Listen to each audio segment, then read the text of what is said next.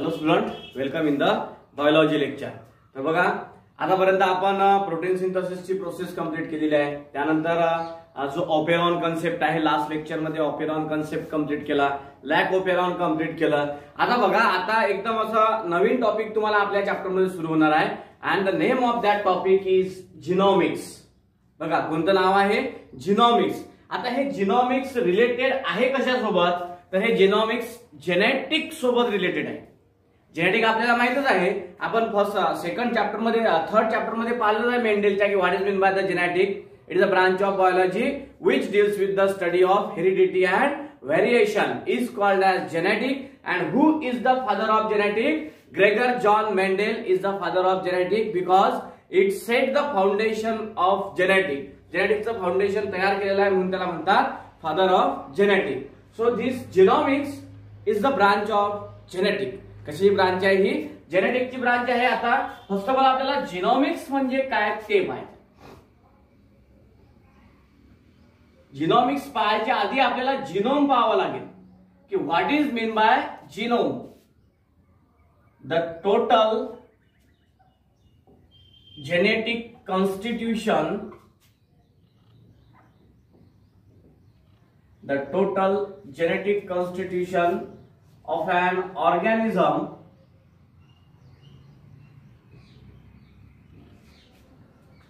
is called as genome. Is called as genome. त्यालाच काय म्हणतात? तर त्याला जिनोम म्हणतात. The term genome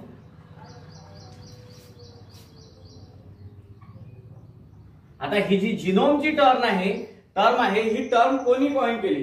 the term genome is introduced by H Winkler.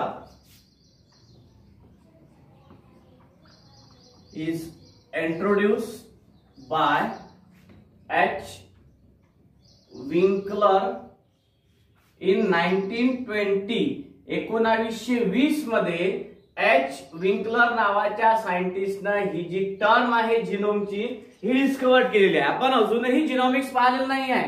आपण पाहून काय राहिलो? फर्स्ट ऑफ ऑल आपण जिनोमची डेफिनेशन पाहून राहिलो. जिनोमच्या डेफिनेशन मध्ये बघा, the total genetic constitution. In short तुम्हाला सांगतो की सर्व जीन्सची संख्या म्हणजे genome. The total number of gene is called as genome. The total genetic constitution of an organism is called as genome, and the term genome is introduced by H. Winkler. H. Winkler in 1920. बघा मला आता आपल्याला पाहायचं आहे genomics. Genomics बघा, आता genomics मध्ये आधीच आपण जिनोम पाहिलं. आता जिनोमिक्स मध्ये काय होईल? The study of genome through analysis, sequencing, mapping. बघा, शब्द लक्षात ठेवा मी कोणते कोणते यूज करू राहिलो. Analysis, sequencing, mapping of gene along with their function. बघा, जिनोमिकची डेफिनेशन काय होते? पहिले तर जिनोम पाहिलं, मग व्हॉट इज जिनोमिक? जिनोमिक म्हणजे जिनोमची स्टडी करणे. The study of gene, the study of genome through analysis, sequencing, त्यानंतर काय म्हटलं आपण? Mapping of gene along with their function. तर ही होईल त्या जिनोमिकची definition. The study of genome. बघा, the study of genome through. 3 शब्द लक्षात ठेवायला सांगितले मी तुम्हाला. थ्रू काय काय? Analysis, sequencing and mapping.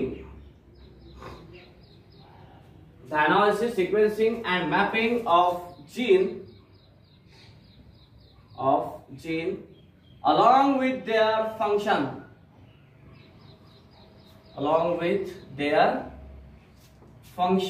आणि यालाच काय म्हणतात मग? is called as genomics. Is called as genomics. यालाच काय म्हणतात मग? जिनोमिक्स. आता ही जी टर्म आहे ही कोणी कॉइन केलेली आहे? तर बघा मग, the genomic term is coined bye T.H. Roderick.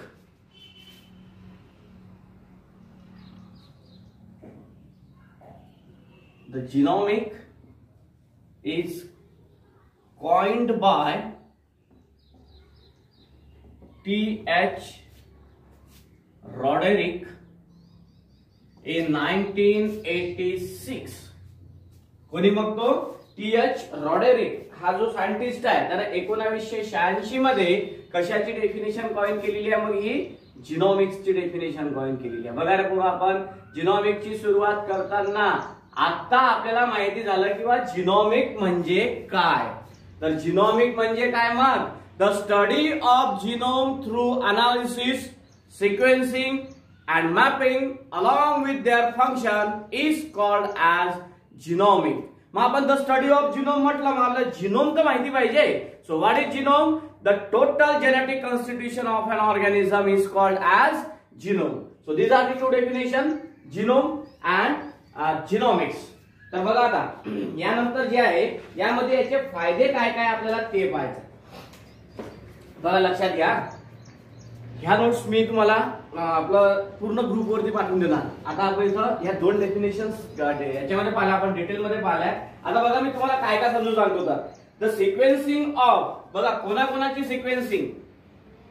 The sequencing म्हणजे काय? त्याच्यामधल्या जीनची सिक्वेन्सिंग.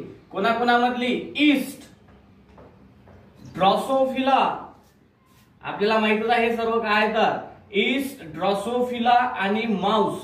बघा पूर्व काय सांगतो मी तुम्हाला.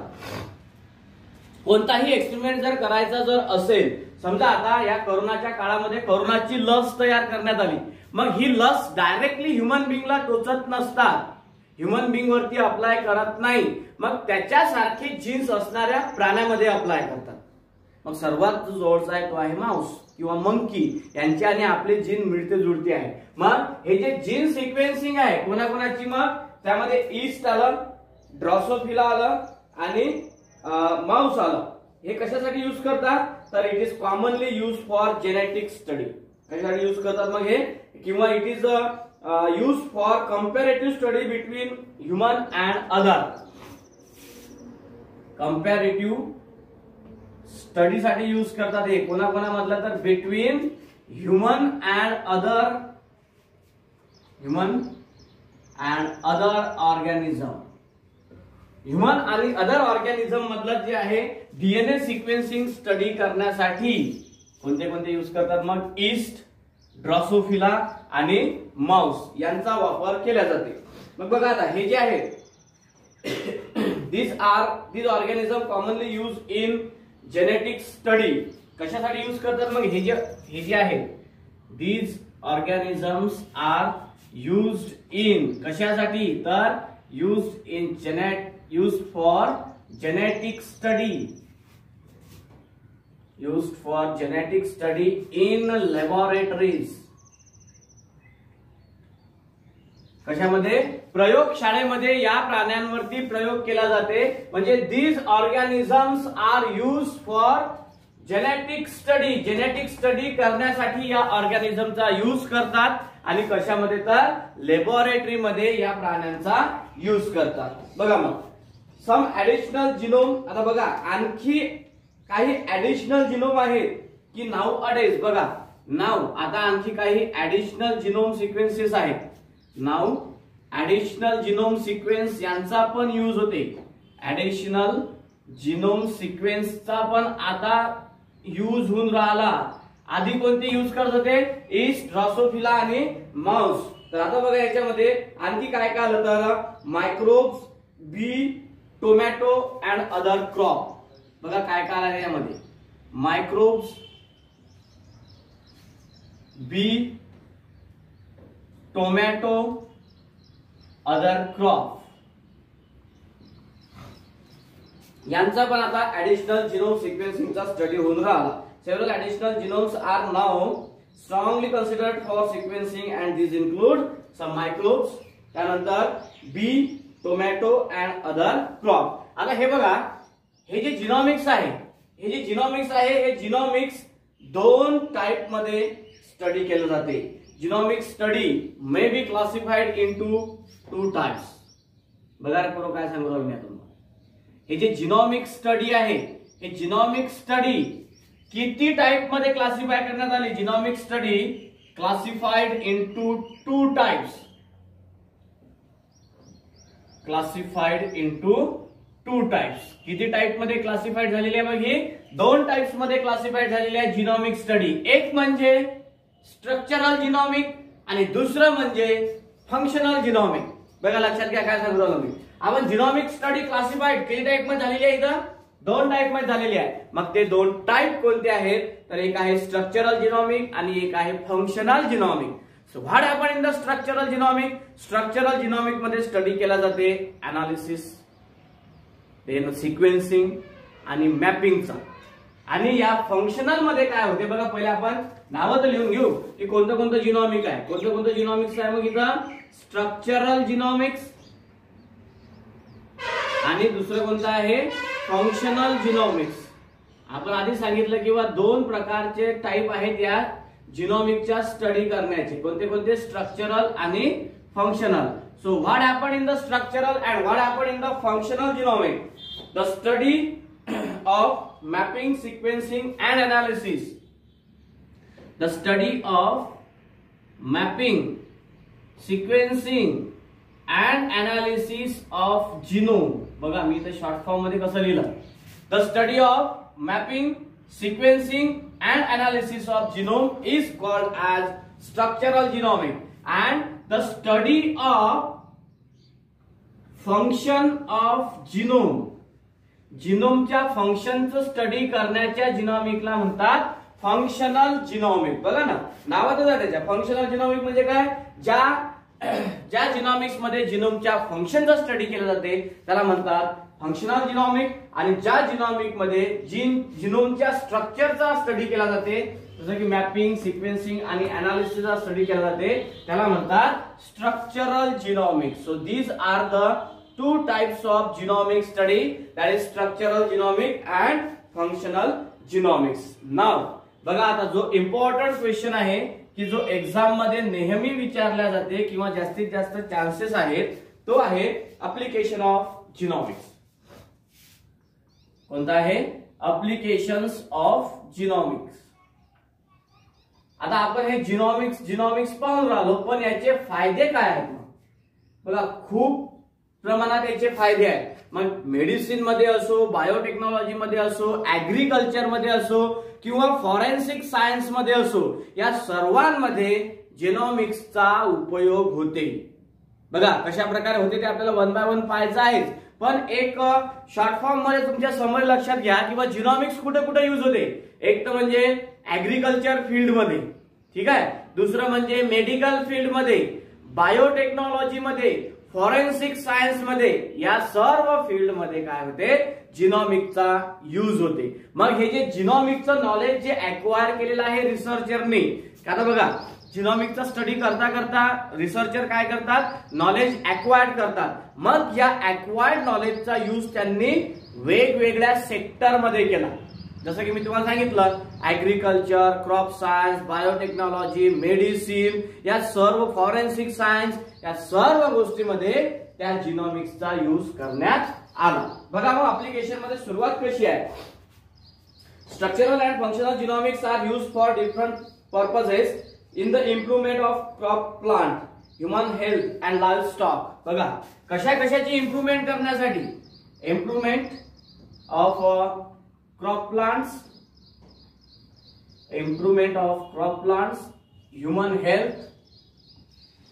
हेल्थच्या इम्प्रुव्हमेंट साठी, आणि लाईव्ह स्टॉक. आता लाईव्ह स्टॉक म्हणजे काय? जे सर्व जिवंत आहे. आता इथं समजा गुरं ढोरं म्हणू शकतो आपण, सर्व बाकी जे आलं याच्यामध्ये लाईव्ह स्टॉक मध्ये आलं. ह्युमन बिंग सोडून बाकी सर्व कशामध्ये येते? मग ते लाईव्ह स्टॉक मध्ये येते. बघा मग काय मग जिनॉमिक्सचा स्टडी, स्ट्रक्चरल जिनॉमिक्सचा आणि फंक्शनल जिनॉमिक्सचा उपयोग काय आहे? व्हॉट इज द फंक्शन और what is the application of structural genomic and functional genomic?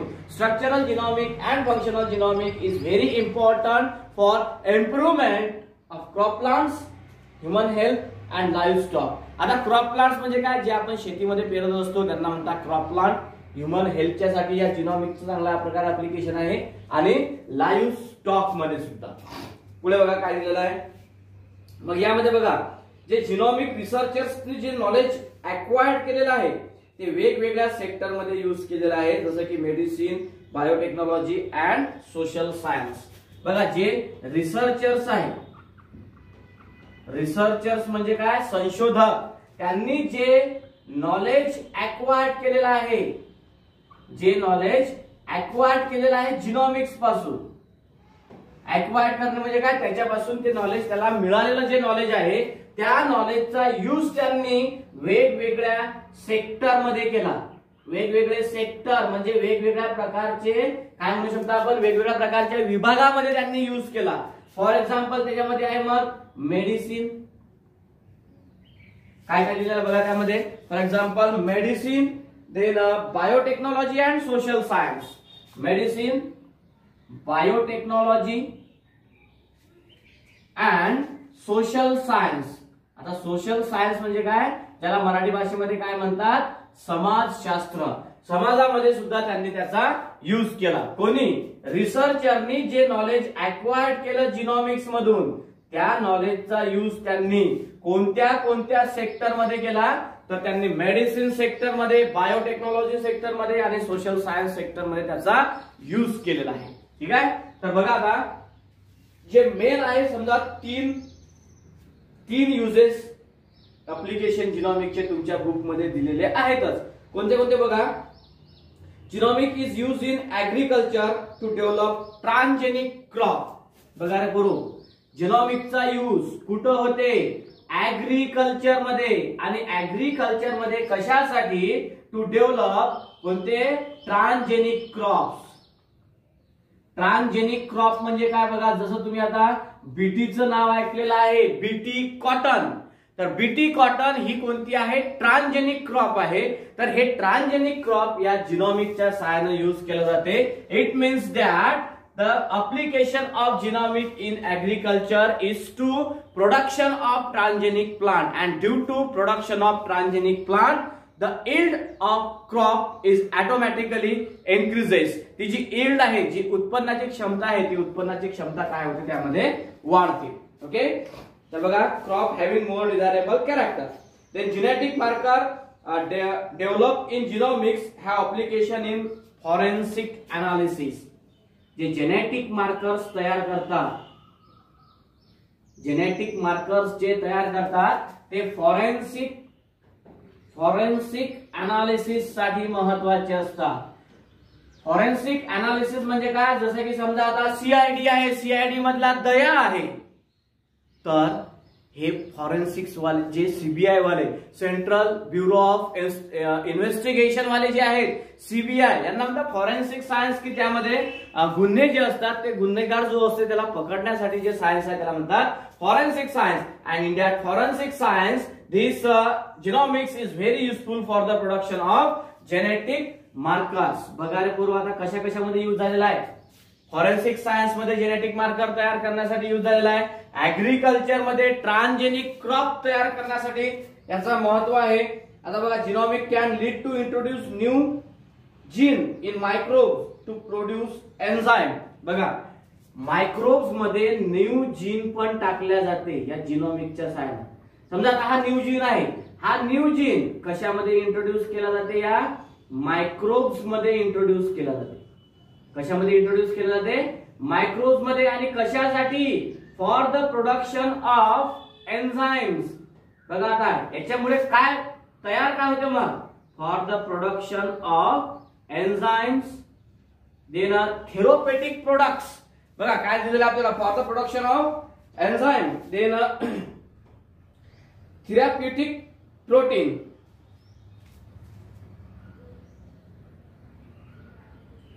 Therapeutic protein. बघा आता हे थेरप्युटिक प्रोटीन काय हे मी तुम्हाला सांगतो. Enzyme, therapeutic protein and even biofuel.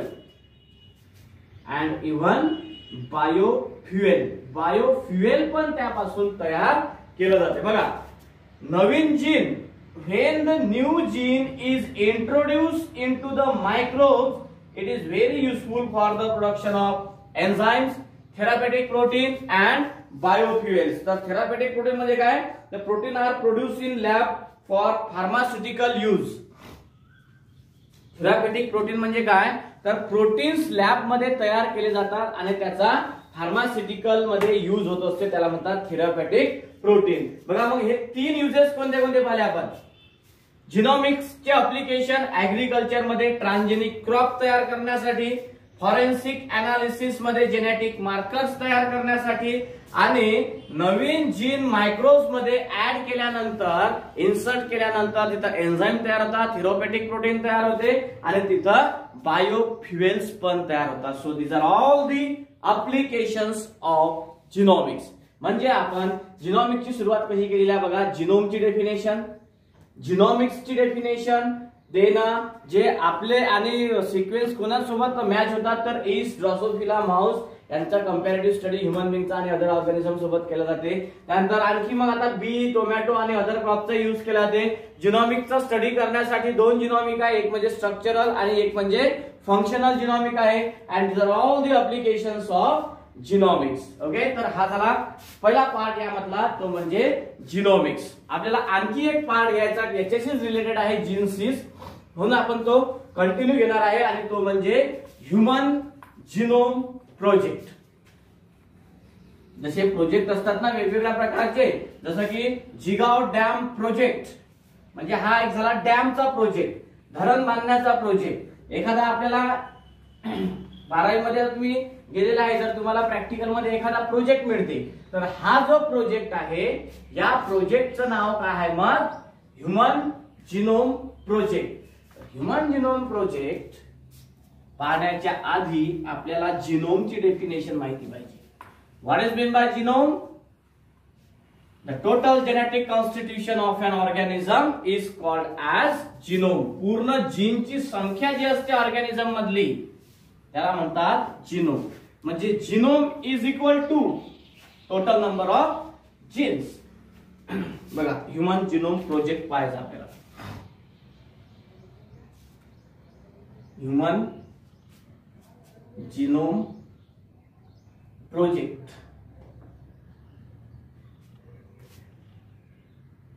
Human genome प्रोजेक्टला म्हणतात HGP. म्हणजेच काय, ह्युमन जिनोम प्रोजेक्ट. बघा आता ह्युमन जिनोम प्रोजेक्टच्या नावामध्येच आहे किंवा ह्युमन बिंग मध्ये जिनोम्स किती असतात ते पाहण्यासाठी, ते ओळखण्यासाठी हा जो प्रोजेक्ट आहे हा प्रोजेक्ट करण्यात आला. So what is mean by genome? First of all आपल्याला जिनोम तर माहिती पाहिजे किंवा जिनोम तर माहिती आपल्याला जर काय आहे की genome is equal to total number of genes. Total number जो आहे जीन्सचा त्याला काय म्हणतात, जिनोम म्हणतात. मग बघा आपल्या शरीरामध्ये आपल्या शरीरामध्ये जीनची संख्या किती आहे याचा शोध घेण्यासाठी जो प्रोजेक्ट करण्यात आला त्याला म्हणतात ह्युमन जिनोम प्रोजेक्ट. बघा तुमच्या बुक मध्ये सर्व दिलेलं आहे, तिथं मी तुम्हाला नोट्स प्रोव्हाइड पण करणार आहे. तर पहा, the human genome project was initiated in 1990. कधी झाला हा इनिशिएट म्हणजे याची सुरुवात कधी झाली, 1990 मध्ये. आणि पोरोहो याचा एंड जो आहे तो 2003 मध्ये झाला. इनिशिएट केव्हा झाला, 1990 मध्ये, आणि त्याचा एंड केव्हा झाला तर 2003 मध्ये. आणि बघा under international administration of human genome organization, international administration of human genome organization असा शॉर्ट फॉर्म दिलेला आहे आपल्याला. ह्युमन HU म्हणजे human genome organization, human genome ऑर्गनायझेशनचा तो शॉर्ट फॉर्म आहे. This project was coordinated by the US department of energy. कोणी coordinate केला हा तर US department of energy. Coordinate करणे म्हणजे बघा कोणी होस्ट केला हा, US department of energy and national institute of health and national institute of health. बघा आणखी यामध्ये एक इन्फॉर्मेशन दिलेली नाही आहे की over the 12 countries are participated in the human genome project. 12 पेक्षा जास्त कंट्रींनी याच्यामध्ये पार्टिसिपेट केलेला आहे. मग त्या कंट्रीचे जे मेन कंट्रीज आहेत त्याचे नाव पण दिले आहे. बघा ना मग काय international partners in the United kingdom. United kingdom म्हणजे युके चे इंटरनॅशनल पार्टनर याच्यामध्ये कोणते कोणते होते? तर यामध्ये होते बघा, ते आहेत तिथं France, Germany, Japan, India and China. कोणते कोणते? फ्रान्स, जर्मनी, इंडिया, आणखी कोणते कोणते आहे? France, Germany, India and France, Germany. त्यानंतर जपान, इंडिया, चायना. हे इंटरनॅशनल पार्टनर्स होते. कोणाचे? या युकेचे. युनायटेड किंगडम म्हणजे अमेरिकेचे. म्हणजे यामधला जो बॉस होता, ह्युमन जिनोम प्रोजेक्टचा जो अध्यक्ष होता, तो कोणाला होता? मग युकेचा होता, अमेरिकेचा होता. आणि त्याचे पार्टनर्स जे आहेत इंटरनॅशनल पार्टनर्स कोणाचे होते? कोणते कोणते होते? मग फ्रान्स, जर्मनी, त्यानंतर इंडिया, जपान आणि चायना असे त्याचे इंटरनॅशनल पार्टनर्स होते. बघा सुरुवात कशी झालेली आहे. ह्युमन जिनोम प्रोजेक्ट म्हणजे आपल्याला आता माणसाच्या आतमधले जिनोम किती आहे त्याची काउंटिंग करणं आहे. मग ते काउंटिंग करण्यासाठी एक प्रोजेक्ट बसला आणि हा प्रोजेक्ट काही फक्त आपल्या जळगाव पुरता नव्हता. दिस इज द इंटरनॅशनल प्रोजेक्ट. हा कोणता प्रोजेक्ट होता? इंटरनॅशनल प्रोजेक्ट होता. And this project initiated in 1990 and completed in the 2003 मध्ये हा कंप्लीट झाला होता. बरोबर आहे. मग हा जो आहे यामध्ये मग काय बघा, हे जे इन्स्टिट्यूट ऑफ ऍडमिनिस्ट्रेशन आहे हे कोणतं? मग ह्युमन जिनोम ऑर्गनायझेशन यांनी याची सुरुवात केलेली आहे. Under the international administration of human genome organization.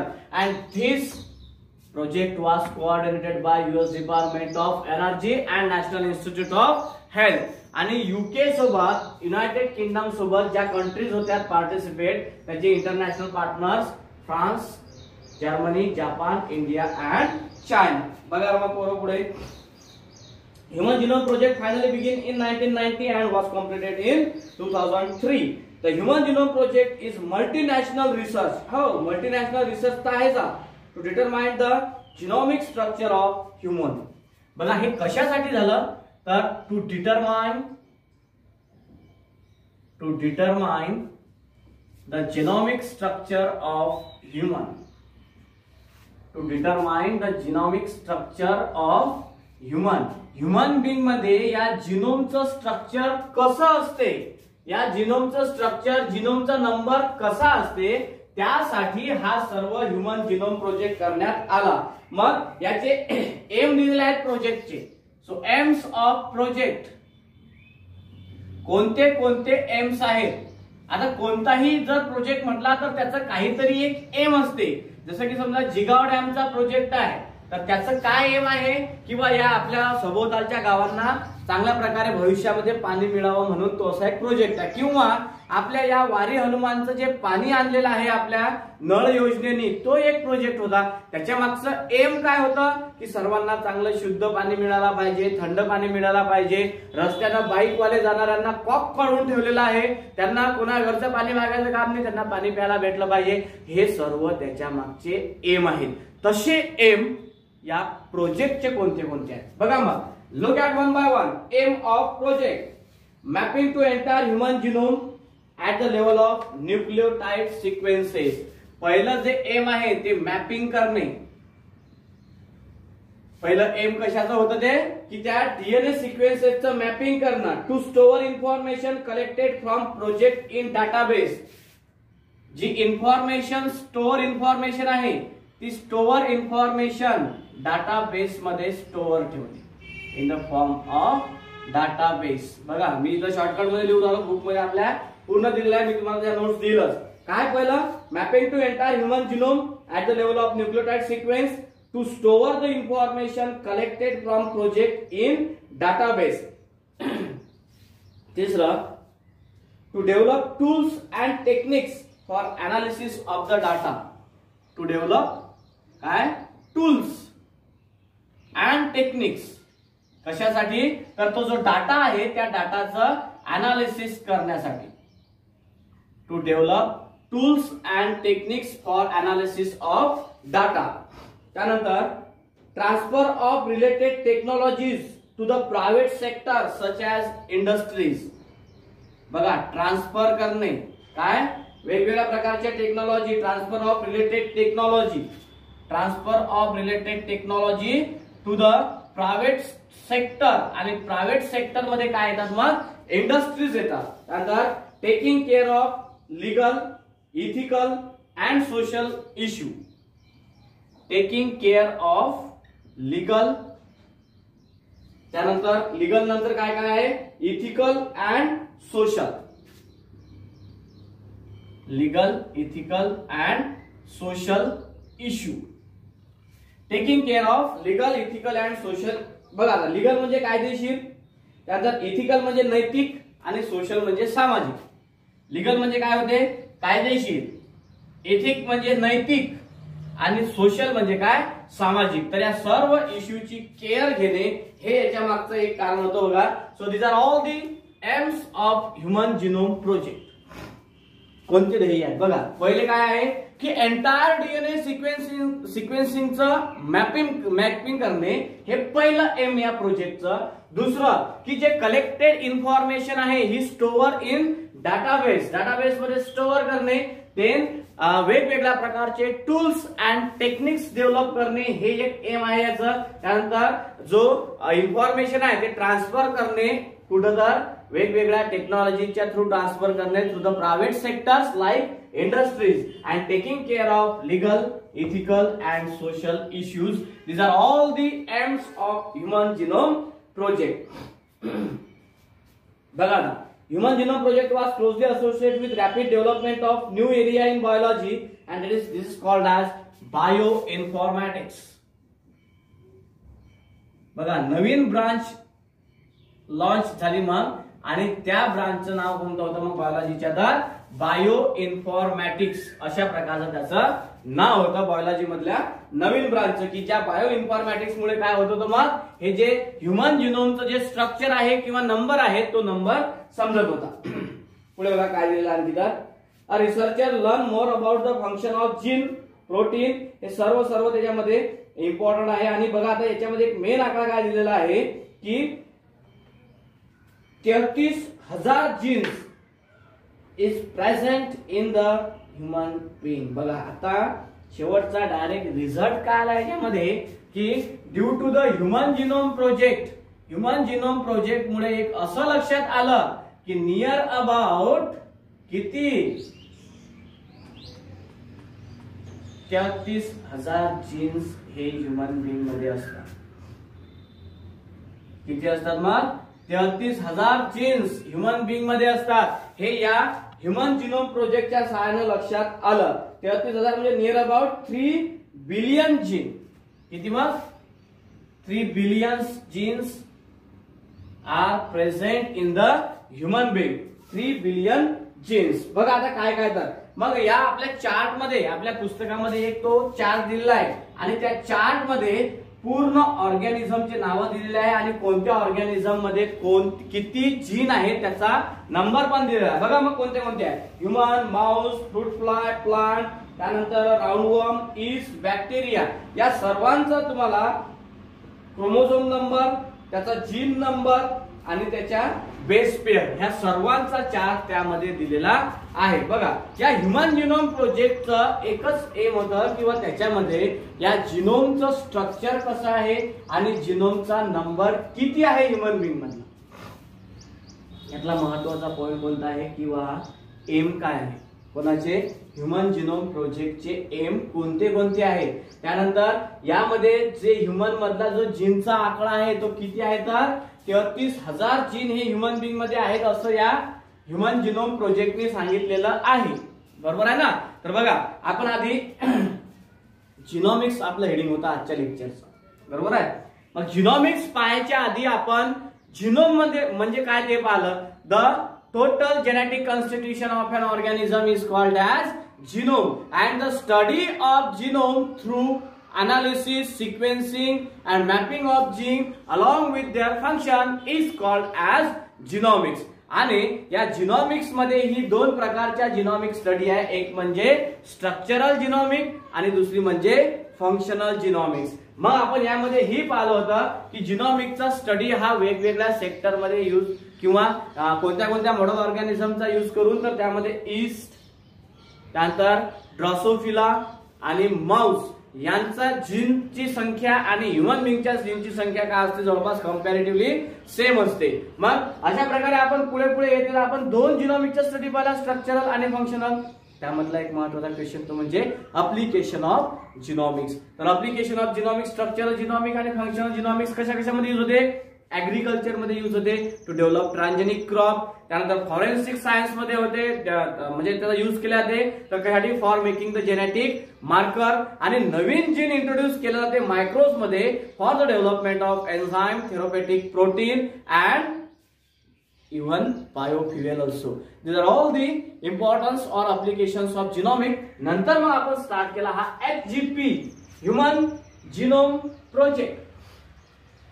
Human genome project म्हणजे काय की ह्युमन मध्ये जिनोमची संख्या किती आहे ते शोधण्यासाठी जो प्रोजेक्ट करण्यात आला त्याला म्हणतात ह्युमन जिनोम प्रोजेक्ट. मग हा प्रोजेक्ट इनिशिएट कोणत्या वर्षी झाला, this project is initiated in 1990 and end in 2003. 1990 मध्ये सुरू झाला आणि 2003 मध्ये याचा एंड झाला. त्यानंतर मग हा जो आहे हा ह्युमन जिनोम प्रोजेक्ट कोणी केला, तर बघा ना मग under the international administration of human genome organization, bracket मध्ये त्याला शॉर्ट फॉर्म दिलेला आहे HUGO म्हणजे human genome organisation. And this project was coordinated by the US department of energy and national institute of health. मग याचे international partners कोणते कोणते होते, अध्यक्ष कोण होता, कॅप्टन कोण होता, बॉस कोण होता, युनायटेड किंगडम वाला होता म्हणजे अमेरिकेवाला होता, आणि त्याचे जे पार्टनर्स होते इंटरनॅशनल पार्टनर्स ते कोणते कोणते होते, France, Germany, Japan, India and China. चला बा आपण होतो त्याच्यामध्ये नाही का, इंडिया वाले होते. हे खूप मोठी गर्वाची गोष्ट आहे की ह्युमन जिनोम प्रोजेक्ट मध्ये इंडिया वालेही शास्त्रज्ञ त्यामध्ये इन्क्लूड होते. मग कशासाठी, to determine the genomic structure of human, human मधलं जिनोमिकचं स्ट्रक्चर कसं आहे हे डिटरमाइन करण्यासाठी ह्युमन जिनोम प्रोजेक्ट करण्यात आला. मग त्याचे काय काय उद्देश होते, त्या ह्युमन जिनोम प्रोजेक्टचे काय काय एम होते, तर काय, mapping the entire sequencing of genome, जिनोमचा पूर्ण सिक्वेन्सचा मॅप काढणे हा एक त्यामध्ये उद्देश होता. बघा, physical map and genetic map असे 2 प्रकारचे मॅप या ह्युमन जिनोम प्रोजेक्ट मध्ये करण्यात आले, physical map and genetic map. त्यानंतर ही जी स्टोअर इन्फॉर्मेशन आहे ती डाटाबेस मध्ये स्टोअर करणे, देन टूल्स आणि टेक्निक्स यांची डेव्हलपमेंट करणे.